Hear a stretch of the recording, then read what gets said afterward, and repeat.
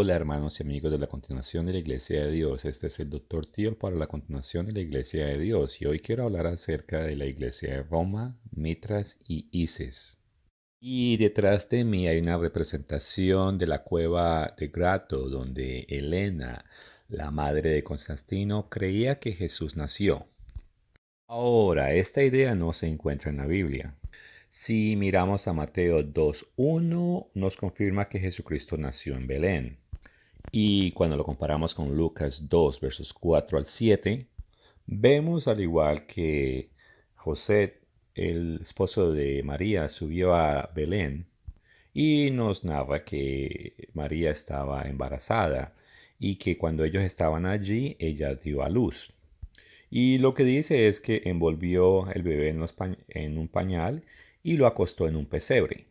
Y bueno, eso sucedió porque no había lugar en el mesón. Así que no hay mención de ninguna cueva, pero ¿de dónde viene esta idea? Miremos algo que Justino Mártir escribió. Y cuando los que registran los misterios de Mitra dicen que fue engendrado de una roca y llaman cueva al lugar donde se inician los que creen en él, han intentado igualmente imitar todas las palabras de Isaías. Él habitará en la cueva elevada de la roca fuerte. Se le dará pan y su agua será segura. Por alguna razón, Justín, él creía que Jesús había nacido en una cueva. Y como él erróneamente creía que Isaías 3:16 tenía que ver con el nacimiento de Jesucristo, él afirmó que bajo influencia satánica, los que escribieron acerca de los misterios de Mitra intentaron imitar las palabras del profeta Isaías. Pero Isaías 3:16 no está hablando del nacimiento de Cristo. Se está hablando de ser el lugar de refugio o el lugar de seguridad de la iglesia. También quiero añadir que un falso evangelio titulado Pseudo Mateo fue citado como prueba a la tradición y eso es lo que dice. Y cuando hubo dicho esto, el ángel ordenó a la bestia que se pusiera de pie porque se acercaba el tiempo en que daría a luz, y mandó a la Santísima María a que bajase del animal y se metiera en un hueco debajo de una caverna, en la cual nunca había luz, sino siempre oscuridad, porque la luz del día no podría alcanzarla. Y cuando María Santísima hubo entrado en él, empezó a resplandecer con tanto resplandor como si fuera la hora sexta del día. Y esto se encuentra en el capítulo 13 de ese libro. Una historia similar también se encuentra en otro falso evangelio llamado el Evangelio de Santiago. El falso evangelio de Matthew o de Mateo, estos dos fueron escritos alrededor del año 130-135 de la era cristiana. El todo es que estos libros fueron escritos después de que hubieron problemas entre los romanos y los judíos. Y por eso es que dentro de estos falsos libros encontramos literatura que sugiere que no había conexión entre los judíos y, bueno, los supuestos cristianos. Con esto en mente voy a leer esto del protoevangelio de Santiago. En la acotación abajo dice James, pero en sí es Santiago en español. María, ¿cómo es que veo en tu rostro unas veces risas y otras tristezas? Y María dijo a José, porque veo dos pueblos con mis ojos, el uno llorando y lamentándose y el otro gozándose y exultándose. En esta referencia, el pueblo que está lamentándose porque está siendo castigado son los judíos y el pueblo que está gozando son los gentiles. Continuó leyendo y llegaron a la mitad del camino y María le dijo, bájeme de el burro porque lo que hay en mí aprieta para salir. Y él la bajó y le dijo, a dónde te llevaré y cubriré tu deshonra porque el lugar está desierto. Y halló allí una cueva y la condujo dentro, y dejando a sus dos hijos junto a ella, salió a buscar a una comadrona en el distrito de Belén. Y José le dijo, ven y mirad. y la partera se fue con él, y se pararon en el lugar de la cueva, y he aquí una nube luminosa cubrió la cueva, y la partera dijo: Mi alma se ha engrandecido este día, porque mis ojos han visto con cosas extrañas, porque la salvación ha llegado a Israel. E inmediatamente la nube desapareció de la cueva, y una gran luz brilló en la cueva, de modo que los ojos no podían soportarla, y en un poco esa luz fue disminuyendo gradualmente hasta que apareció el niño, y fue y tomó el pecho de su madre María. Y he aquí José estaba listo para ir a Judea, y hubo un gran alboroto en Belén de Judea, porque vinieron los magos, y los magos salieron. Y los magos salieron, y he aquí la estrella que había visto en el oriente iba delante de ellos hasta que llegaron a la cueva. Y bueno, esta cueva, esta demostración detrás de mí trata de ilustrar lo que acabamos de leer. Pero obviamente eso es falso, ya que estos visitantes no llegaron en el nacimiento de Jesucristo. E inclusive el Papa Benedicto, él no creía esta historia. Y bueno, como mencioné temprano, Helena, la madre de Constantino, ella visitó Judea y basado en su investigación, ella llegó a la conclusión de que Jesucristo nació en una cueva en Belén. Y la tradición más probablemente surgió acerca de los dos documentos que acabé de leer. Quiero recordarles a todos que el emperador Constantino, él era un seguidor del dios Sol llamado Mitras o Mitra. Y de acuerdo a esa tradición, ese dios nació en una cueva. Y de esa manera, esa área que estaba en oscuridad fue iluminada. Y eso es lo mismo que encontramos en los falsos evangelios de Mateo y de Santiago, los cuales son falsos y no son aceptados ni tanto por la Iglesia de Dios, ni inclusive la Iglesia católica. Es más, nadie los acepta, pero la tradición ha sido aceptada, que inclusive han construido esto aquí en la calle Plaza de Pedro. Y de acuerdo a otro santo de la iglesia grecorromana conocido como Santo Jerónimo, y quien vivió en eso o alrededor del cuarto siglo, este afirmó que la cueva donde supuestamente Jesucristo había nacido era la misma cueva donde se hacían lamentaciones por la amante de Venus, y esto es lo que él escribió. Incluso mi propio Belén, tal como es ahora, es el lugar más venerable todo el mundo del que canta el salmista. La verdad ha brotado de la tierra, fue eclipsada por una arboleada de Tamuz, que es el Adonis, y en la misma cueva donde el niño Cristo había pronunciado su primer grito, se hizo un lamento por la amante de Venus.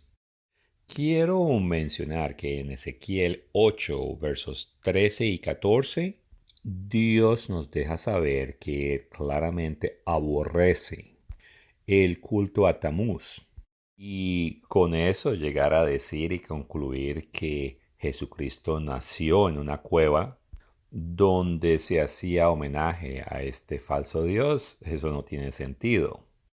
Pero no termina ahí. Esa falsa conexión entre el nacimiento de Jesucristo y el falso dios Mitras, esto es lo que la enciclopedia católica dice. Helios Mitra es un dios. El domingo se santificaba en honor a Mitra. El 25 de diciembre se observaba como su cumpleaños el Natalis Invicti, el renacimiento del sol del invierno. Algunos se preguntan si hay alguna ramificación profética concerniente a algo que nació en una cueva. Y yo sí creo eso. Es la bestia que subía de la tierra, mencionada en Apocalipsis 13, versos 11 al 18. Esa bestia tiene dos cuernos y viene de la tierra. Y pienso que hay conexión con Mitras, también con el dios egipcio Isis, otras ideas que salieron de Egipto y cosas mencionadas de Tamuz. Y como mencioné en Revelación 13, vemos la bestia que se levanta de la tierra y vemos que hay una correlación cuando hacen la referencia a un nacimiento en una cueva. Pero ha comenzado a llover en el lugar, así que voy a entrar a una iglesia aquí. Como ven, estoy dentro de la iglesia de San Pedro, pero me han dicho de que solo puedo firmar si hablo de las imágenes y que puedo hablar de ellas. Pero bueno, yo estaba hablando de la conexión con el mitraísmo y otros dioses.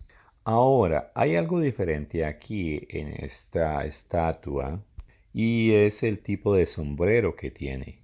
Ahora, a los pontificios los vemos con un sombrero que es tipo pescado, pero esta estatua tiene algo diferente y es un sombrero que es más similar al tipo de sombreros utilizados por los seguidores de Mitras.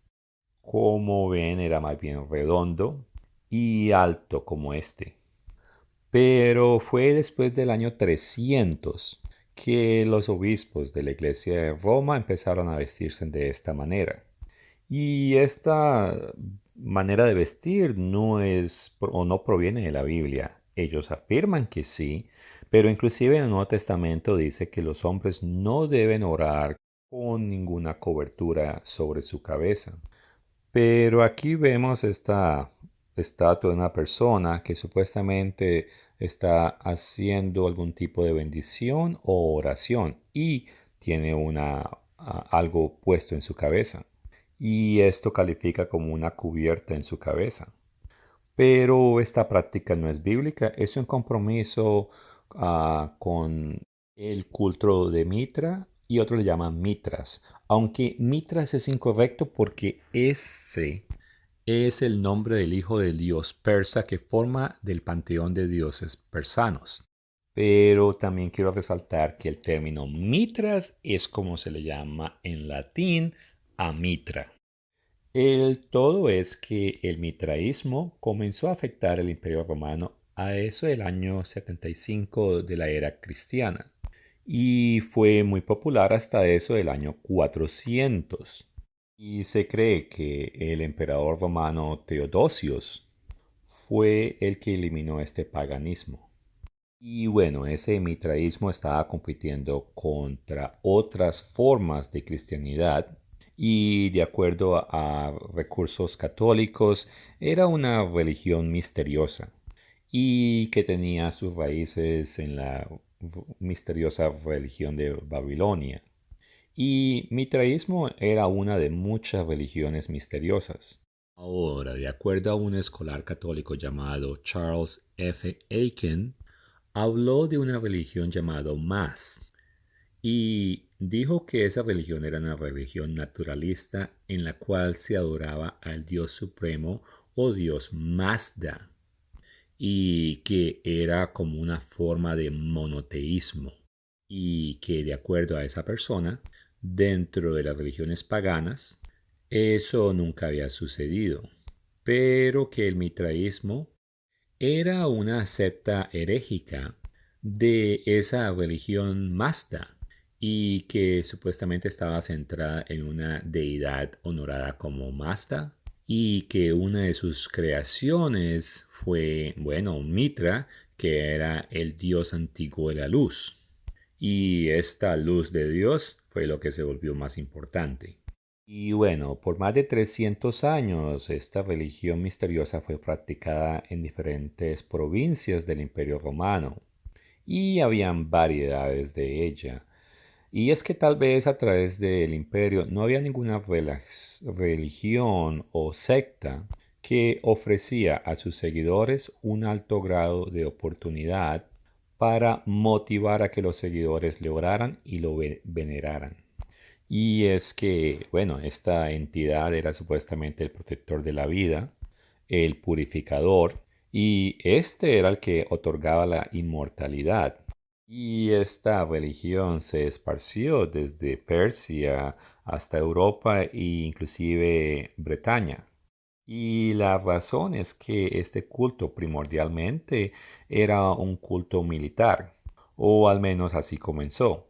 Tenía seguidores regulares e irregulares contenían o tenían sacerdotes y monjes y diferentes órdenes religiosos, a quienes les llamaban los hombres fieles, y practicaban servicio religioso hasta 3 veces al día, y también celebraban festivales que culminaban en el nacimiento o el día de nacimiento de Mitras, que bueno, sucedía en diciembre 25. Y en el cuarto centenario fue cuando se quería una unión de todos los dioses y una síntesis con una nueva religión en armonía con todas las filosofías y la constitución política del imperio. Y allí es cuando Constantín él decide tomar cartas en el asunto porque él quería unificar el imperio sobre algo o alguna ideología. Y mitraísmo fue la corriente religiosa que él escogió. De acuerdo al erudito católico Aiken, en una ceremonia se marcaba la frente de un nuevo recluta y de esa manera se convertían en soldados del Imperio Romano. Y en ese momento era cuando tomaban un juramento, y esto es muy parecido a la confirmación o ceremonia de confirmación que los romanos católicos hoy en día practican a eso de la edad de los 10 a 12 años. Y bueno, en la tradición católica los bebés son bautizados, pero como los bebés no se pueden bautizar, hacen esa ceremonia de confirmación a eso de los 10 a 12 años. Y allí les preguntan si ellos aceptan la fe católica y que si están dispuestos a defender el obispo y ese tipo de cosas. Y bueno, lo interesante es que los católicos ellos saben acerca del mitraísmo. Y esto viene a la Enciclopedia Católica. Mitraísmo, una religión pagana que consiste principalmente en el culto del antiguo dios sol indo-iraní Mitra. Entró en Europa procedente de Asia Menor tras la conquista de Alejandro. Se extendió rápidamente por todo el Imperio Romano a principios de nuestra era. El origen del culto de Mitra data de la época en que hindúes y personas aún formaban un solo pueblo.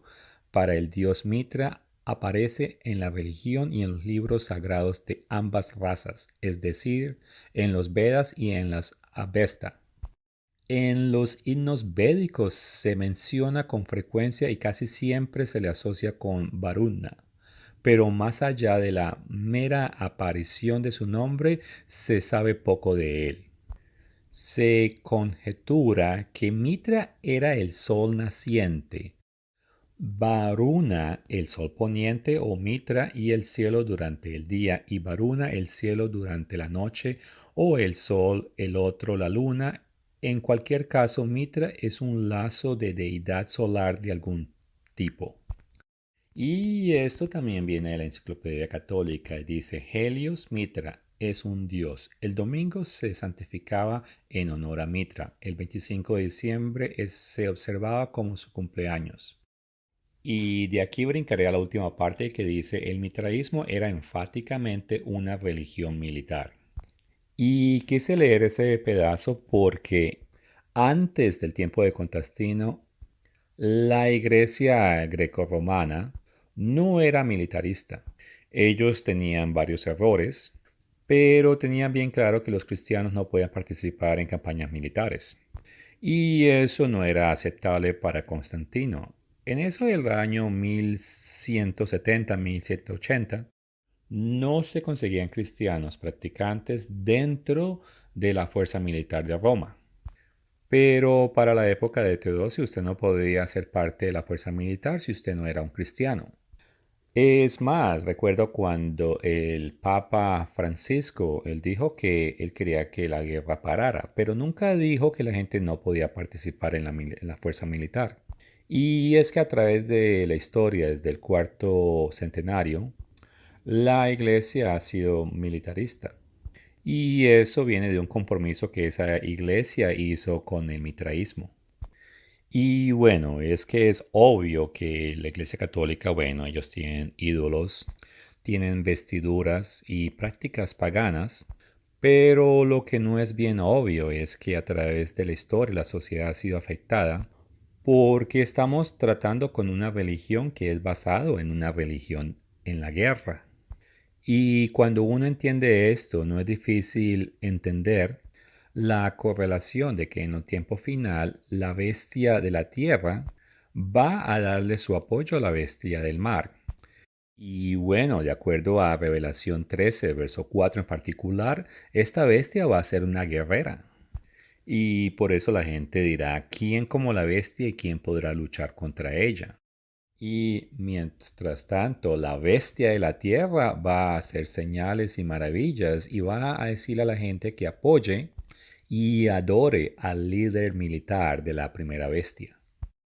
Quiero leer este otro documento católico y que dice, es fácil comprender que muchos de los emperadores se dieron al engaño de poder unir a todos sus súbditos en la adoración del único Dios Sol que reunía en el mismo al Dios, Padre de los cristianos, y al muy adorado Mitra.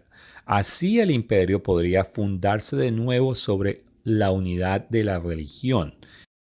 Incluso Constantino, como se demostrará más adelante, acarició durante un tiempo esta creencia errónea. Y bueno, paré de leer por un momento y es que quiero enfatizar que los eruditos católicos ellos saben de que es un error, que el mitraísmo fue fusionado con la religión católica. Pero eso no parece tener mucha importancia para ellos. Y continuó leyendo. Fue especialmente en la parte occidental del imperio donde predominó la venerancia de Mitra. No sería posible reunir a todas las nacionalidades en torno a sus altares. No podría Sol Deus Invictus, a quien incluso Constantino dedicó sus monedas durante mucho tiempo. Y es que Constantino, bueno, él después de que él supuestamente era un cristiano, continuó haciendo estas monedas dedicadas al dios Sol. Y continuó leyendo. Constantino dedicó sus monedas durante mucho tiempo al Sol Mitras Deus Invictus, venerado por Diocleciano y Galerio, convertirse en el dios supremo del imperio. Constantino pudo haber reflexionado sobre esto. Tampoco había rechazado absolutamente el pensamiento, incluso después de que un evento milagroso lo había influido fuertemente a favor del Dios de los cristianos, como Pontífice Maximus velaba por el culto pagano y protegía sus derechos. Es cierto que los creyentes en Mitra también observaban el domingo así como la Navidad. En consecuencia, Constantino no hablaba del día del Señor, sino del día eterno del Sol. Bueno, es claro que Constantino fue un pagano. Y esto es después de que él adoptó la religión cristiana. Consideremos lo que Constantino decretó en marzo 7 del 321 en la era cristiana. Que todos los jueces, las gentes de la ciudad y los empleados de todos los oficios permanezcan en silencio en el día del domingo. Las personas residentes en el país, sin embargo, pueden proceder libremente y lícitamente al cultivo de los campos, como sucede con frecuencia que la siembra del grano o la plantación de la vid no se puede aplazar a un día más conveniente y haciendo concesiones al cielo se puede perder la ventaja del tiempo. Y bueno, es claro que esto es una ley dominical. Y poco después de esa ley o esa declaración, Eusebio escribió esto. En consecuencia, ordenó a todos los súbditos del Imperio Romano que observaran el día del Señor como un día de descanso. Bueno, este Constantino, no sé si lo hizo a propósito, pero algo similar a esto fue lo que hizo el Dios de los israelitas, cuando les ordenó que guardaran de descanso el día séptimo y que comienza en el atardecer del viernes y termina en el atardecer del sábado. Pero aquí vemos un líder civil, el jefe o líder del imperio, ordenando al pueblo a través de un decreto a descansar en el primer día de la semana. Y bueno, entre comillas, el día del Señor, como así le llaman, se ordenó por un decreto del Imperio Romano. Y con esto quiero leer esto que dice: hay un gran cuerpo de legislación civil sobre el derecho dominical al lado de la eclesiástica. Comienza con el edicto de Constantino, el primer emperador cristiano, que prohibió que los jueces se sentaran y que la gente del pueblo trabajara los domingos. Y bueno, parte del problema de la historia es que, así como este señor dice que Constantino es el primer emperador cristiano, no hace muchos minutos leímos un documento de la Enciclopedia Católica donde afirma que Constantino continuó haciendo monedas en honor a su dios, el dios Sol, y que él hablaba era del día del Sol. Y no podemos afirmar que el dedicar un día que Dios nos santificó y afirmar que ese reemplaza el cuarto mandamiento de Dios, eso no puede ser, porque la escritura es bien clara que no podemos tomar las tradiciones humanas o las diferentes formas como pueblos adoran a sus dioses paganos, renombrar estas prácticas y dedicárselas al Señor. Y bueno, es muy conveniente seguir las prácticas del mundo en comparación de seguir lo que el Señor requiere. Y bueno, regresando al tema de Constantino, es que él no fue ni bautizado ni ordenado. Bueno, algunos dicen que él se bautizó el día que él iba a morir.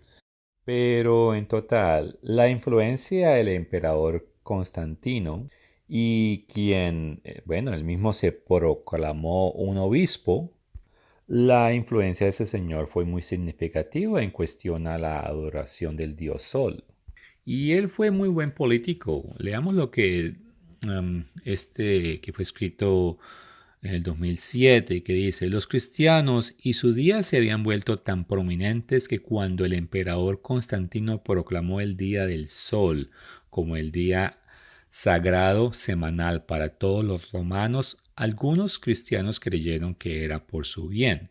Lo más probable es que Constantino, como muchos aristócratas romanos de la época, simplemente estaban tratando de encontrar un terreno en común para sus súbditos mixtos paganos y cristianos, especialmente sus soldados. La unidad era por el bien del Estado y el poder de los emperadores. Y bueno, al principio parecía que Constantino era muy bueno para los cristianos, pero poco tiempo después él comenzó a favorecer fue la versión del cristianismo romano, ya que estos, al igual que los paganos, ellos respaldan la adoración y el descanso en el día domingo. El emperador, él adoraba el sol y él convocó el famoso concilio de Nicea, el cual tuvo lugar en el año 325. Allí se decidió que el domingo sería el día de adoración y que la Pascua se celebraría un domingo. Y después de ese concilio, aquellas personas de la Iglesia de Dios que guarden el día de descanso los sábados y no guardan la Pascua en un domingo, ellos fueron considerados como herejes y estos fueron los que tuvieron que huir al desierto. Y unos años antes de eso, en el año o alrededor del año 332, Constantino emitió lo que se conoce como el edicto contra los herejes. Y esto es lo que la carta dice: Víctor Constantino Máximo Agosto, a los herejes: comprended ahora por este estatuto presente, vosotros novacianos, valentianos, marcionistas, paulianos, vosotros que os llamáis catafrigios, y todos vosotros que traman y apoyan herejías por medio de vuestras asambleas privadas, con el tejido de falsedad y vanidad, que con errores destructivos y venenosos Vuestras doctrinas están inseparablemente entretejidas, de modo que por ti el alma sana está herida de enfermedad y el que vive es presa de la muerte eterna.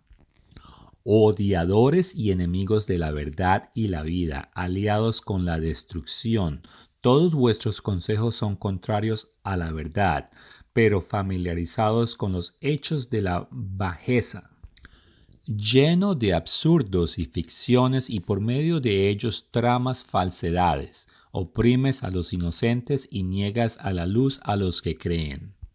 Siempre transgrediendo bajo la máscara de la piedad, llenas todas las cosas de inmundicia, traspasáis la conciencia pura y sin engaño con heridas mortales, mientras retiras, casi se podría decir, la misma luz del día de los ojos de los hombres. Pero, ¿por qué debo particularizar cuando hablar de tu criminalidad como se merece exige más tiempo y ocio del que puedo dar? ¿Por qué tan largo y desmenuzador es el catálogo de vuestras ofensas tan odiosas y del tono atroce, que no bastaría un solo día para contarlas? Y bueno, voy a parar aquí, pero algunos de los denominaciones paulinas o paulicianos y los catafrigios que él menciona, ellos o algunos de ellos formaban parte de la verdadera iglesia de Dios. Y ellos habrían rechazado algunas de las doctrinas del emperador Constantino, incluyendo su día de descanso en el domingo. Y bueno, cuando este edicto salió, obviamente hubo persecución a algunos que no pertenecían a la verdadera iglesia de Dios, al igual que la iglesia de Dios fue perseguida. Pero un ejemplo fue cuando Herodes trató de matar a Jesucristo. Él iba a matar, era una cantidad, la cual a él no le importaba con tal de que Jesucristo, el bebé, fuera asesinado. Y en ese edicto parece que las tácticas de Constantino son muy similares a las que empleó Herodes. Y bueno, el total es que Constantino no era un cristiano verdadero y él autorizó persecución en contra de la iglesia verdadera. Y es que a través de la historia hemos tenido problemas de que algún poder civil toma control y toma medidas en contra de nosotros. Cuando la bestia de Revelación 13 suba al poder, vamos a ver el mismo tipo de persecución y continuaremos a ver más legislación que apoye el día de descanso en el domingo. Y es probable que veamos esas legislaciones o sucedan inclusive antes de que la bestia llegue al poder. Y vamos a ver que la bestia de la tierra va a apoyar a la bestia del mar y ésta va a tener poder de hacer persecución. Ahora, con Constantino algo curioso es que, bueno, él era un líder civil, pero él mismo se declaró un arzobispo. Y eso es en contradicción de la tradición católica. Pero aún así, él todavía lo llaman Constantino el Grande. Eso sí, no he visto que los católicos lo llamen a él un santo, aunque los ortodoxos del este, ellos sí lo declaran como un santo. Pero bueno, no hay dudas de que hay similaridades entre el mitraísmo y la religión católica. Esto es lo que el erudito católico Aiken escribió. Las semejanzas entre el mitraísmo y el cristianismo pueden resumirse rápidamente.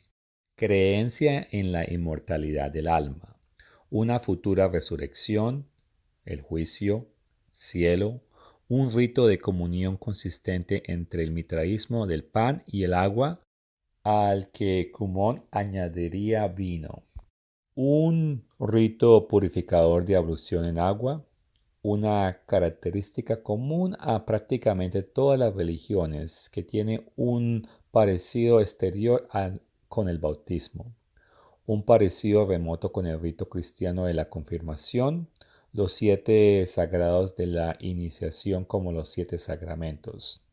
Ahora, curiosamente, ahí dice que un rito de comunión consistente con el mitraísmo de pan y agua. Es curioso que ahora los católicos ni siquiera hacen eso. Ellos utilizan lo que ellos llaman la Eucaristía, que es una hostia redonda. Y es que, bueno, en la iglesia de Roma ya no utilizan pan. Y en lugar la hostia redonda, esta parece que viene es de la adoración al dios egipto llamado Isis. Y no pueden decir que la hostia redonda viene de la Biblia, ya que la escritura del Nuevo Testamento nos dice que Jesucristo partió el pan. Y en resumen, las cosas del mitraísmo que vienen, o sea, como la celebración de los cumpleaños, la adoración en los domingos, la idea que algo nació o que Jesucristo supuestamente nació en diciembre 25, al igual que nació en una cueva, la manera como se viste los padres, los obispos, los arcobispos, al igual que el término de llamar al padre, al sacerdote de la parroquia, al igual que el cielo es la recompensa de los que se salvan, eso es una idea del mitraísmo, o que es compartida con el mitraísmo. Y hago hincapié en eso, que son compartidas, porque resulta de que estas ideas, o algunas de estas ideas también se encuentran en las religiones de los griegos. Y bueno, en cuestión de las ideas griegas, más que todo tiene que ver con los ídolos, la idea de la mortalidad, la inmortalidad del alma y otras ideas menores.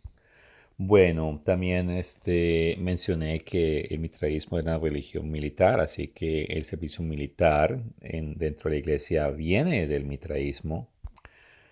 La Eucaristía de los monjes y el Papa romano, inclusive los 7 sacramentos, todas estas ideas vienen del mitraísmo. Y bueno, hablando de esto, aquí hay otro documento acerca del mitraísmo. El sacerdote era el intermediario entre Dios y el hombre. Sus funciones evidentemente incluían la administración de los sacramentos y la celebración de los servicios. Las inscripciones nos dicen que además persistía a las solemnes dedicatorias, o al menos representaba al fiel en tal ocasión junto con los padres. Y más abajito, 3 veces al día, al amanecer, al mediodía y al anochecer, dirigía una oración hacia el sol y volviéndose por la mañana al este. Y muchas de las iglesias católicas hoy en día inclusive apuntan hacia el este. La liturgia diaria incluía con frecuencia sacrificios especiales. El celebrante, ataviado con túnicas sacerdotales semejantes a las de los magos, sacrificaba a los dioses superiores e inferiores diversas víctimas cuya sangre se recogía en una zanja. He brincado mucho más adelante, dice Mitra, identificado con el sol invencible. Ellos también santificaban el domingo y celebraban el nacimiento del sol el 25 de diciembre, el mismo día que se celebra la Navidad. Y brinco al siguiente párrafo. Por la otra parte, los escritores eclesiásticos, reviviendo una metáfora del profeta Malaquías, contraponen el sol de justicia al sol invencible. Y consiste en ver en el orbe deslumbrante que ilumina a los hombres un símbolo de Cristo, la luz del mundo. Y aquí está el último párrafo de todo esto que he leído y que me parece muy importante. Las liturgias ortodoxas y heréticas del cristianismo que fue surgiendo paulatinamente durante los primeros siglos de nuestra era pudieron encontrar abundante inspiración en los misterios mitraicos. Parece cierto que la conmemoración de la Navidad estaba fijada para el 25 de diciembre porque fue en el solsticio del invierno que el renacimiento del Dios invencible, el Natalis Invicti, fue celebrado. Al adoptar esta fecha que se distinguía universalmente por festividades sagradas, la autoridad eclesiástica purificó en alguna medida los usos profanos que no podía suprimir. en el único dominio en el que podemos determinar en detalle hasta qué punto el cristianismo imitó al mitraísmo es en el arte. La escultura mitraica que se había desarrollado por primera vez proporcionó a los antiguos marmoristas cristianos con gran número de modelos que adoptaron. Y bueno, el texto traducido al español suena un poco raro, pero en sí, en pocas palabras, ellos, los cristianos, estaban tratando de parar todas esas celebraciones, pero como no pudieron, ya que esas celebraciones paganas se continuaban haciendo, lo que decidieron fue adoptar esas ideas y celebrarlas como si fueran celebraciones cristianas. Ahora, quiero hablar de las cúpulas en las catedrales y quiero leer esto primero. En los templos mitraicos generalmente se construían en cuevas. En las localidades donde no hay montañas, al lugar santísimo de los templos mitraicos se les daba una apariencia de cueva al construir cúpulas especiales sobre él. Y bueno, como Constantino era un adorador del dios Mitro, entonces se puede dar razón por qué muchos edificios e iglesias fueron construidas en forma de cúpula en la parte superior. Y esa idea afectó tanto a las iglesias grecorromanas como inclusive a las mequitas del Islam. Y bueno, como ven, estoy mostrando acá la parte superior de esto y aquí está esas cúpulas. Y es que las cúpulas en toda parte en este tipo de iglesias se utilizan y es algo que la gente no cae en cuenta. Y bueno, si uno no sabe, no sabe, pero esta es otra conexión con el mitraísmo. Ahora, hablemos de los cumpleaños y con esto quiero leer esto que viene de Wikipedia y que dice, se piensa que la celebración del cumpleaños en gran escala en Europa comenzó con el culto de Mitra que se originó en Persia, pero fue difundido por los soldados por todo el Imperio Romano.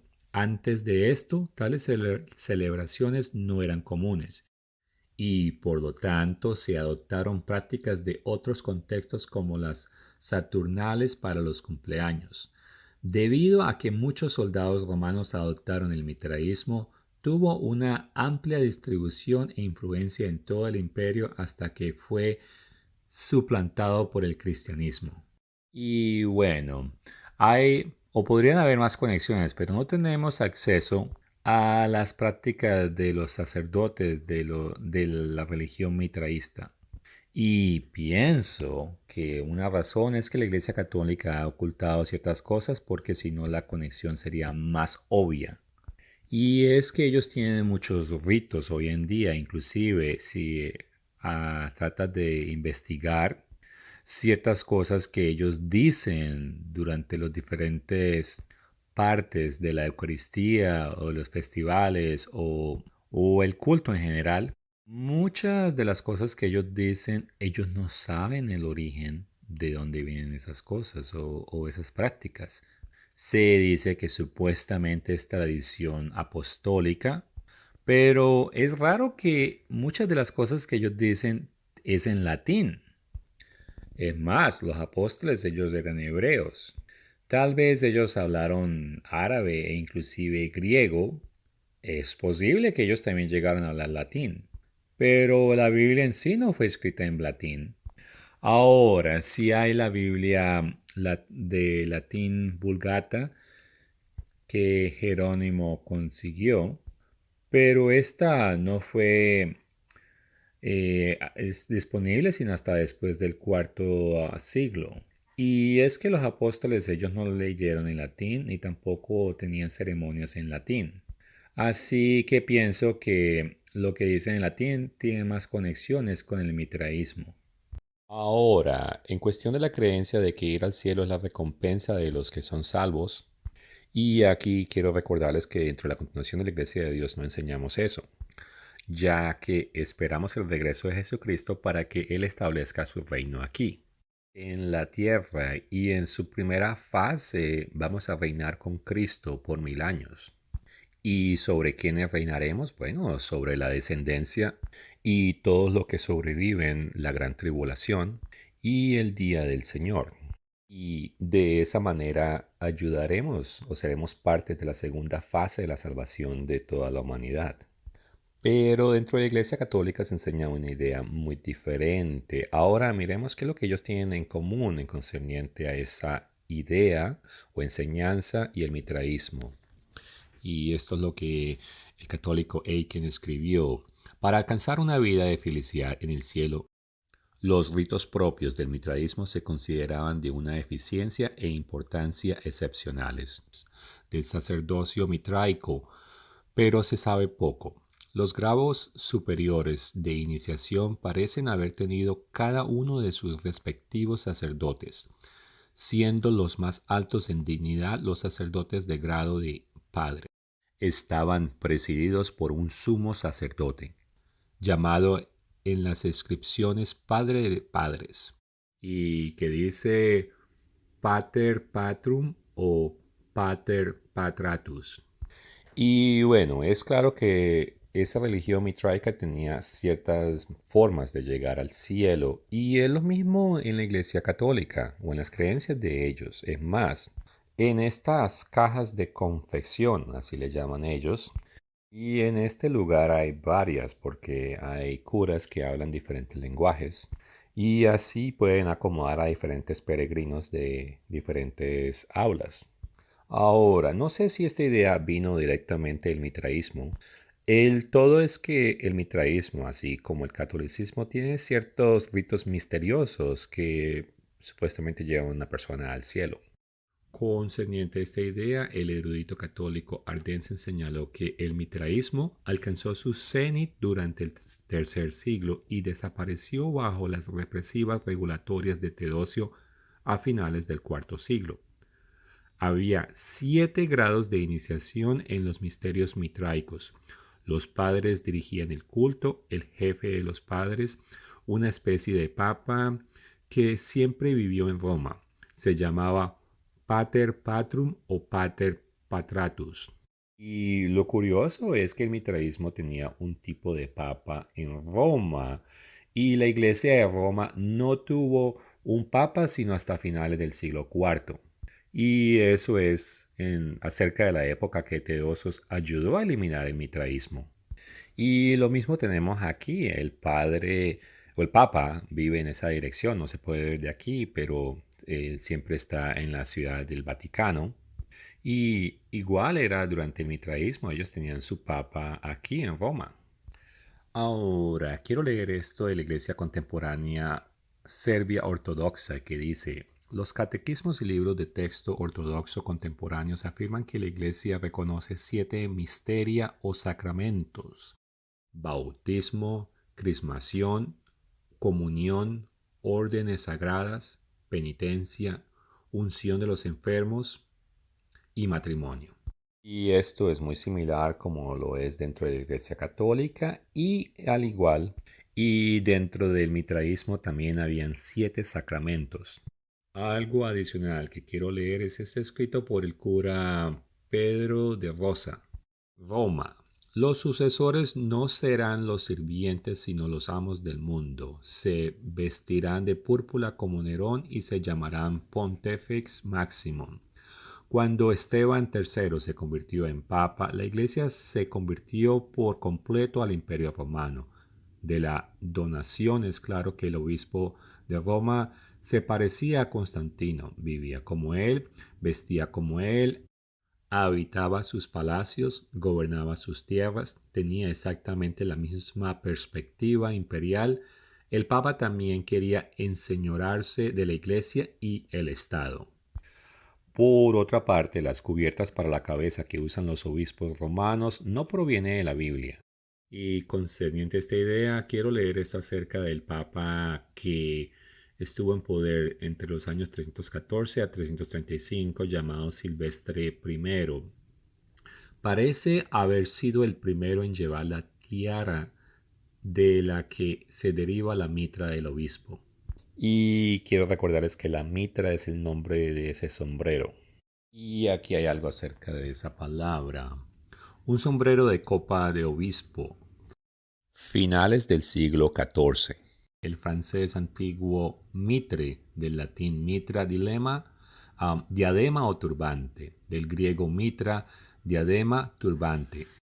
Anteriormente un cinturón o tela que se usaba debajo de la armadura alrededor de la cintura. De pie raíz, me atar, mitra, antiguo persa mitra, nombre de dioses. Y bueno, es que este nombre se deriva del mismo dios pagano al cual se le hacía el culto. Y continúo leyendo. En latín, la especie de tocado común entre los asiáticos cuyo uso por parte de los hombres se consideraba en Roma como una señal de afeminamiento, pero la palabra se usó en la Vulgata para traducir del hebreo minnefed, tocado de un sacerdote. Y yo sí creo que el término mitra concerniente a este sombrero puede ser vinculado con el Mitra, el dios ese. Esto es algo que también viene de la Enciclopedia Católica y que dice, Mitra nació en una roca madre junto a un río bajo un árbol. Vino al mundo con el gorro frigio en la cabeza. Y bueno, de allí sale la designación de el encapuchado. Y bueno, aquí tenemos una estatua con un gorro frigio en la cabeza.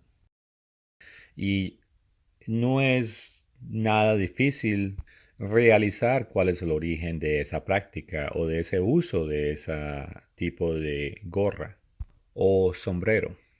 Y también quiero mencionar que al principio los grecorromanos ellos no utilizaban ningún tipo de sombrero. Y de regreso a lo que estaba leyendo, la última parte dice que ese bebé nació con un cuchillo en la mano. Y bueno, eso tiene lógica ya que ese culto es un culto militarístico. Ahora, aquí hay algo que se encuentra en la Enciclopedia de Religiones del Mundo de Meridian Western. Tiara, en catolicismo romano, triple corona usada por el Papa o llevada delante de él. La tiara probablemente se desarrolló a partir del gorro frigio o frigium. Un gorro cónico usado en el mundo grecorromano. Pero también quiero hacer hincapié en que hoy en día los papas no utilizan mucho ese tipo de sombrero, utilizan ese sombrero de Dagón. Y con eso en mente quiero leer lo siguiente que dice, así como el papa lleva la llave de Jano, lleva la mitra de Dagón. Las excavaciones de Nivet han puesto esto más allá de toda posibilidad de duda. La mitra papal es completamente diferente a la mitra de Aarón y de los sumos sacerdotes judíos. Y esta es la mitra que él utiliza hoy en día, cuando digo él al Papa. Esta es la gorra que es en forma de pescado.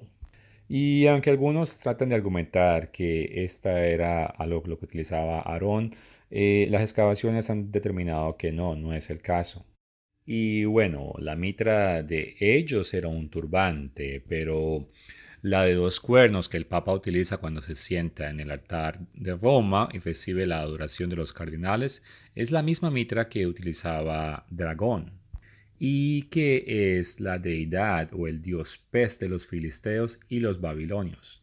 Y aquí hay una referencia acerca del dios Dagón, que era un dios pez y que la cabeza del pez formaba una mitra o un sombrero sobre la cabeza del hombre.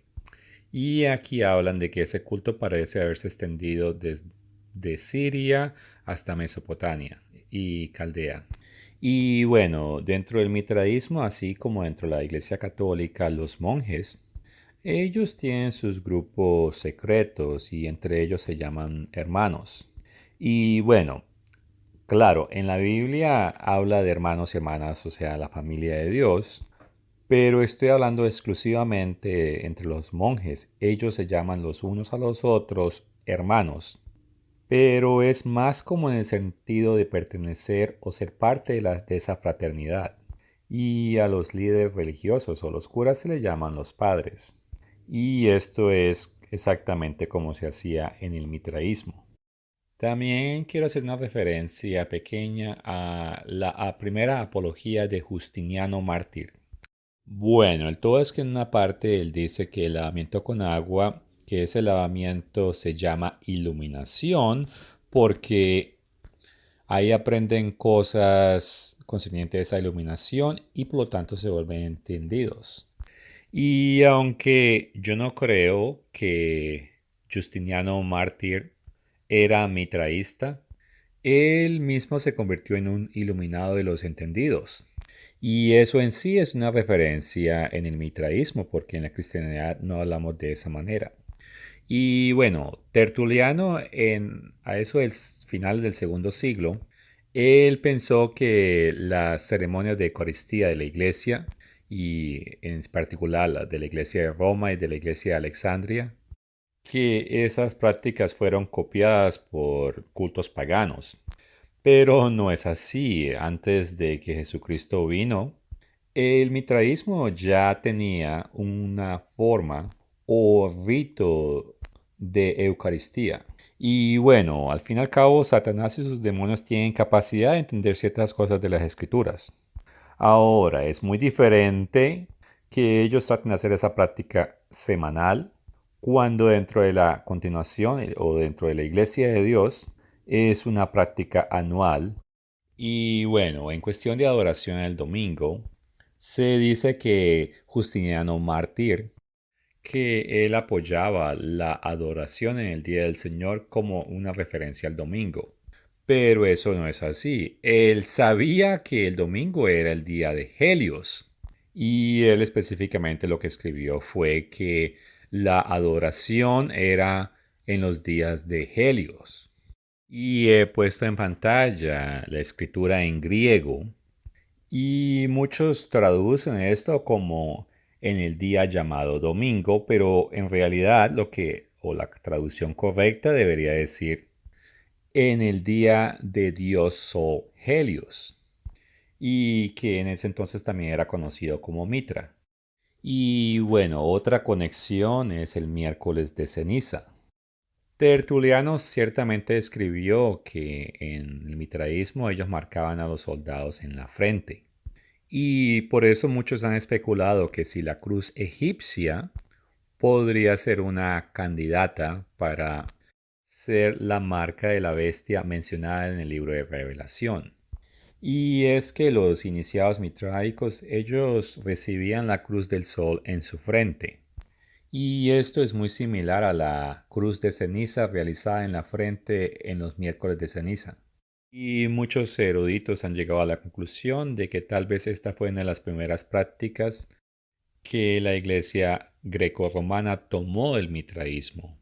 Y bueno, el mitraísmo mismo era una religión que tenía mucho sincretismo. Sincretismo es la práctica de combinar dos creencias diferentes o en otros casos asimilar ciertas ideas de otra tradición. Y bueno, de acuerdo a Wikipedia, como ven aquí, dice que en la antigüedad un culto de Helios, esta religión atrajo elementos sincréticos, o sea, que copió de otras religiones, y eso lo han analizado y se han dado de cuenta debido a ciertos textos griegos. Y esa religión en sí también está ligada o mezclada con parte del mitraísmo. Lo curioso es que inclusive Aiken, el erudito católico, él también afirma que el mitraísmo fue penetrado por el sincretismo de la época, pero él mismo niega que el mitraísmo pudo haber influenciado el cristianismo. Y para ese señor el cristianismo es la iglesia greco-romana.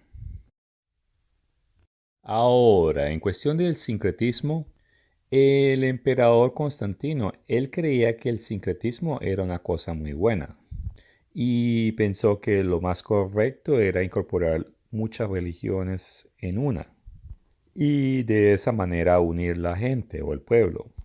Pero bueno, eso no fue lo que Jesucristo enseñó ni tampoco los apóstoles.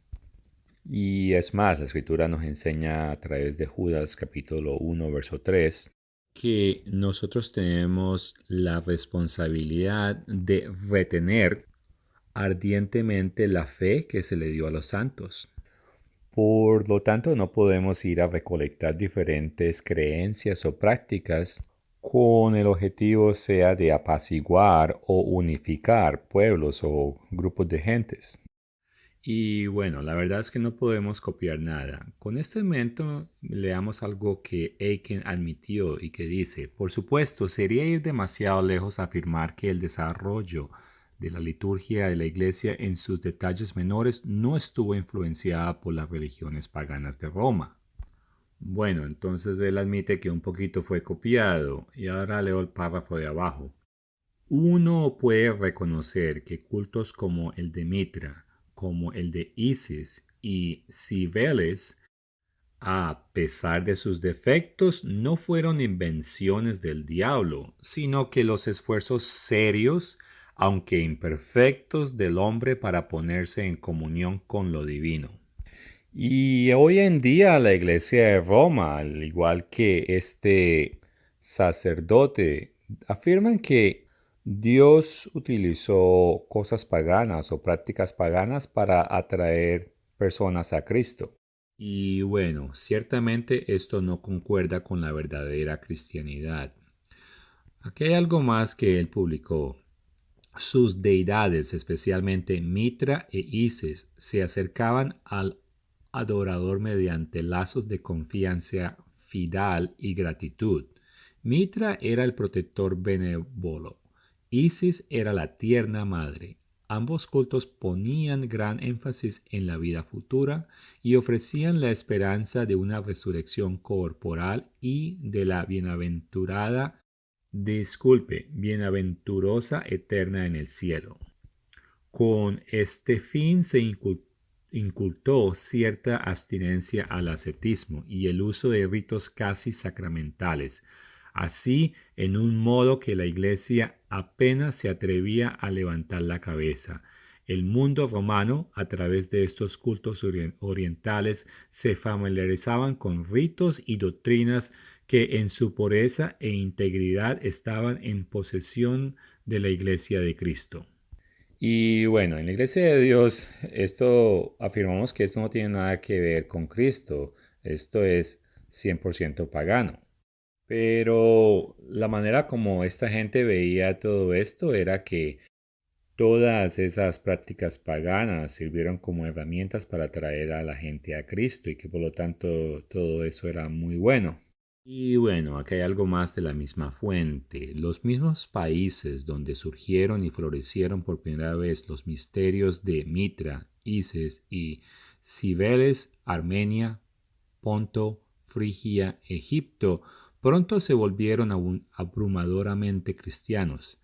Y a eso voy a decir, bueno, no era la cristianidad verdadera, no era la iglesia de Dios, sino era una cristianidad falsa. Ahora, aquí estoy viendo todos estos ornamentos y se ven muy bonitos y ellos atraen a la gente. Y es más, por el tamaño, todo esto hace ver a la gente como muy pequeña, especialmente cuando el techo y las cúpulas son muy altas. Y así era como se construían en los templos de Mitra. Y bueno, esto también me hizo acordar de lo que leímos acerca de Isis, que era considerada como una madre tierna. Y dentro de la Iglesia Católica, una creencia entre muchos es que María siempre fue venerada. Bueno, ellos utilizan la palabra venerada en vez de la palabra alabada. Y de esa manera ellos pretenden que no están violando el primer mandamiento. Y con esto quiero leer algo que viene de la Enciclopedia Católica. La devoción a Nuestra Señora Bendita en sus últimos análisis debe ser considerada como una aplicación práctica de la doctrina de la comunión de los santos, dado que la doctrina no está contenida, al menos específicamente, en las formas anteriores de credo de los apóstoles, Quizás no hay motivo de sorpresa si no encontramos rasgos claros del culto de la Santísima Virgen en los primeros siglos cristianos. Y eso es correcto. Al principio de la iglesia usted no va a encontrar adoración a María y nunca la encontrará en las iglesias de Dios. Pero continúo leyendo.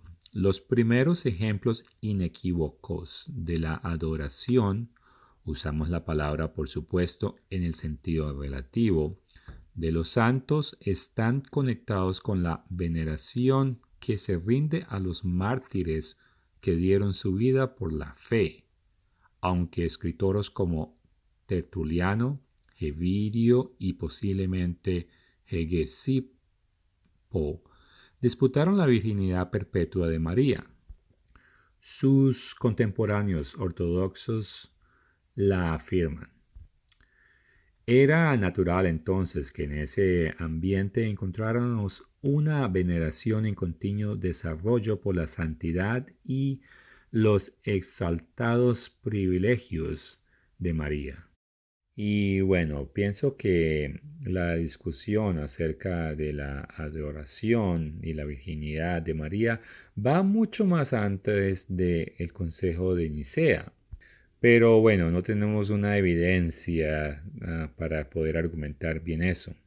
Y pienso que muchos dentro de la Iglesia Católica no piensan que está errado tratar a la Virgen María como los paganos trataban a Isis.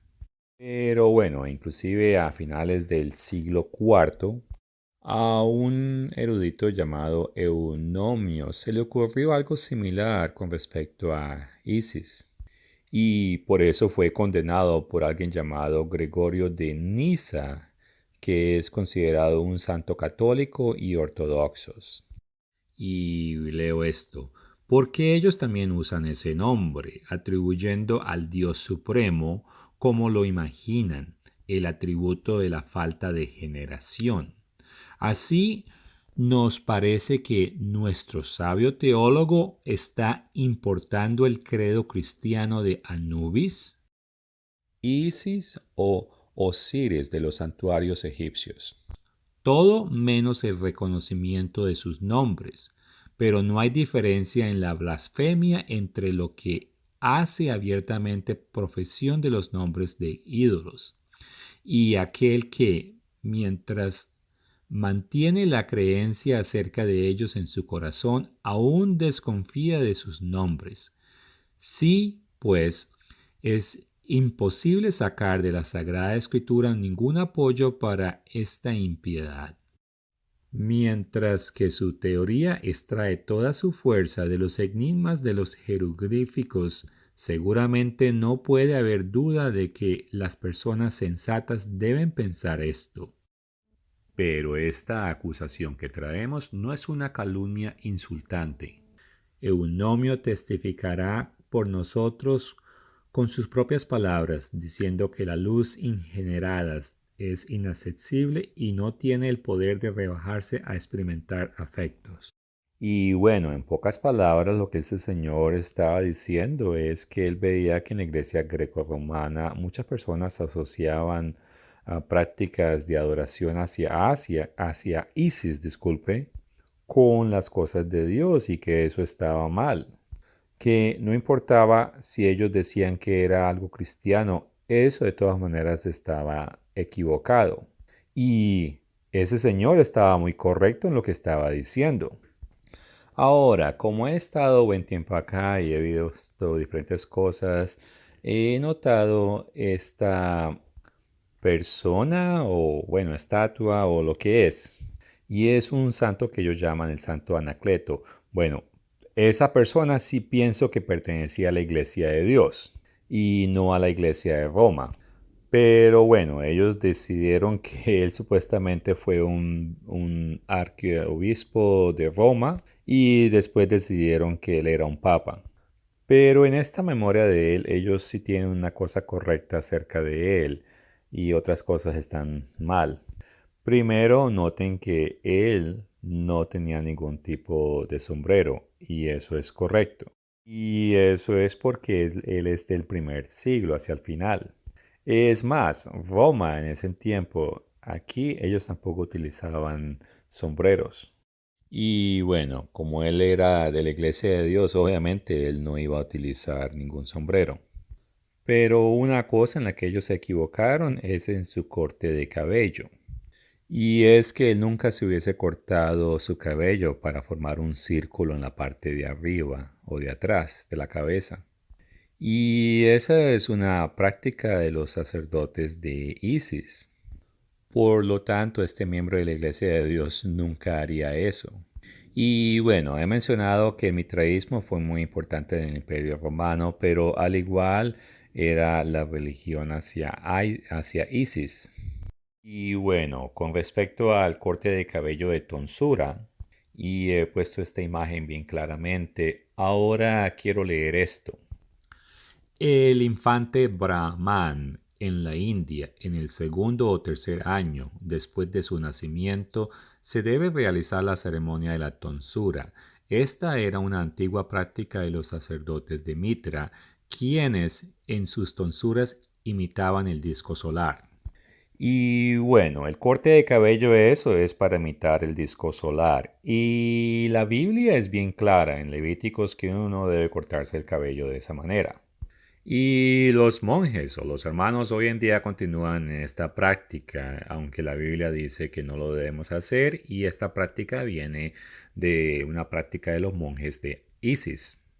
Y quiero recordarles que en el libro de Hechos, en el capítulo 8, versos 5 al 25, en esa parte Simón el mago parece que fue el primero que trató de imponer formas de adoración pagana en lo que él suponía que debería ser la cristianidad.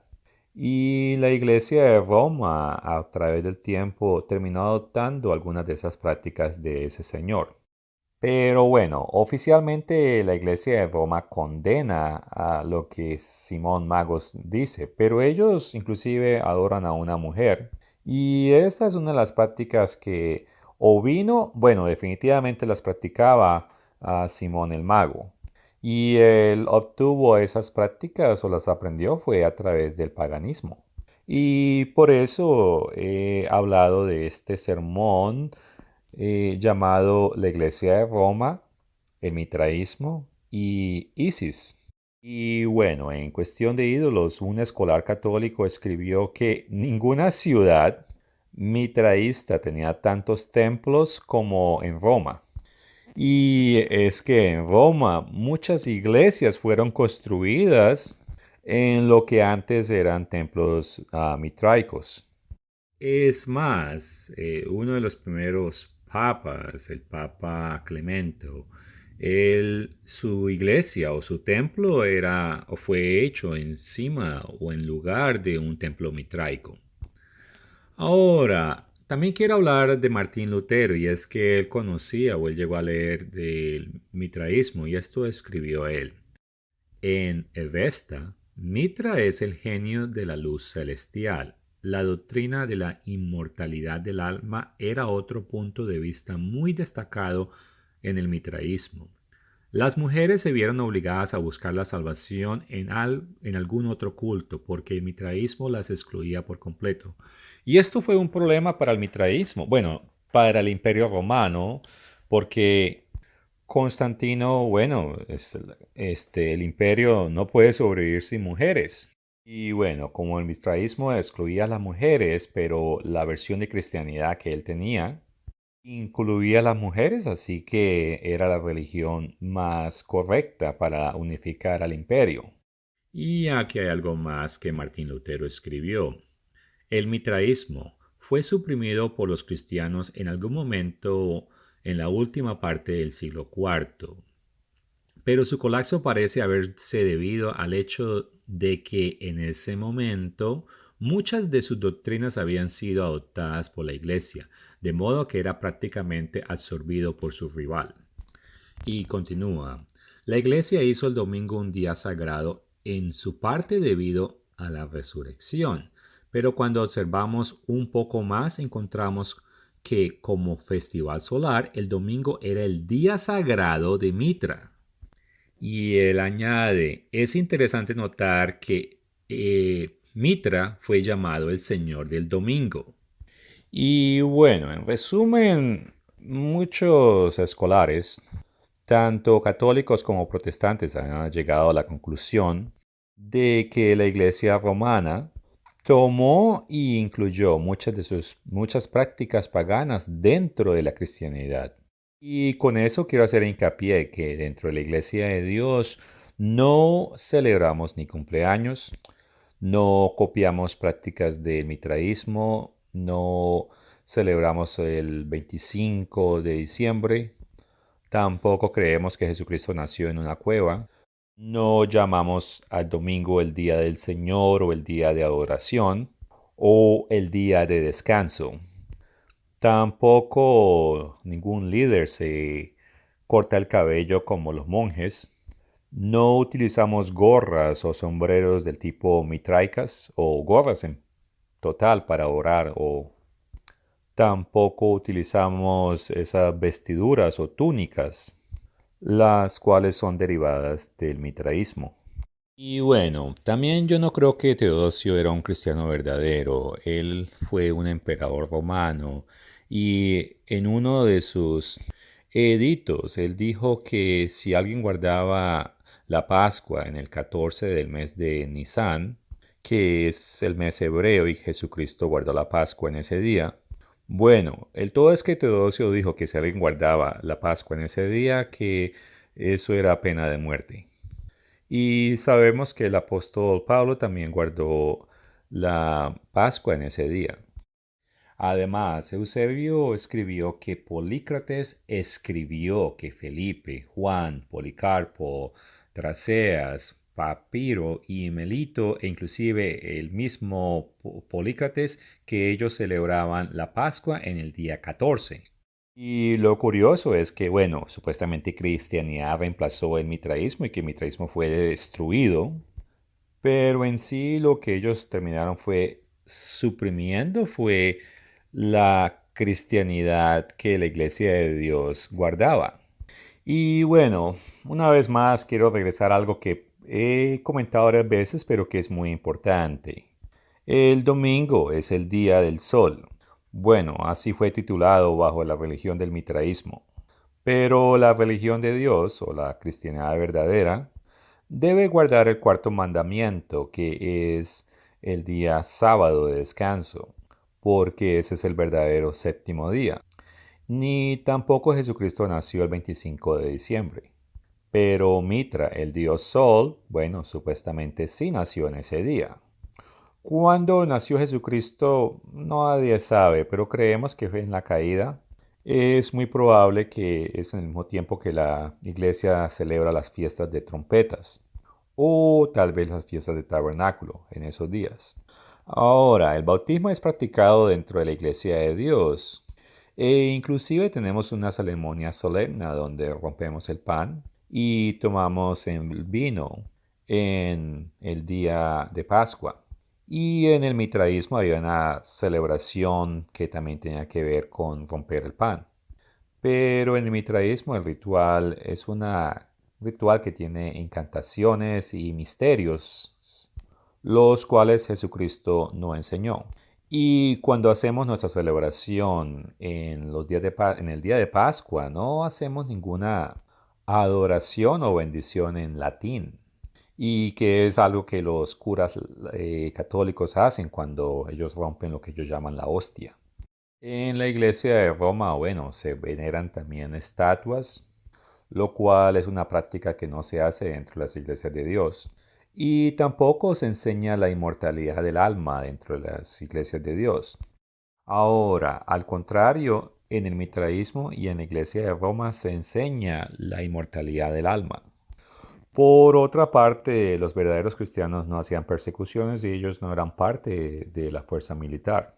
Y bueno, yo no estoy diciendo que las personas hoy en día a propósito adoptan las creencias o tradiciones de mitraísmo, pero la verdad es que a través de la historia la Iglesia de Roma ha mezclado formas y prácticas paganas con la religión de Dios.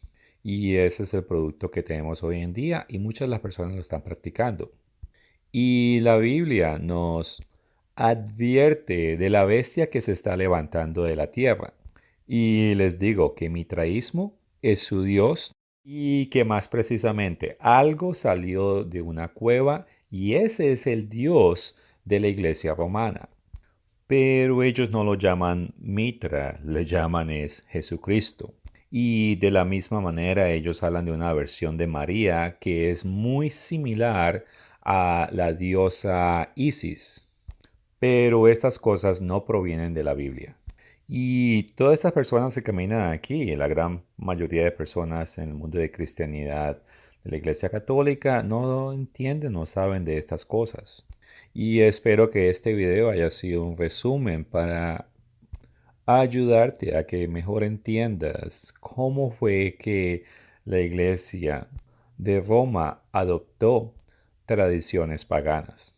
Así que sal de ella, no seas parte de la Iglesia de Roma, seas parte de la Iglesia de Dios.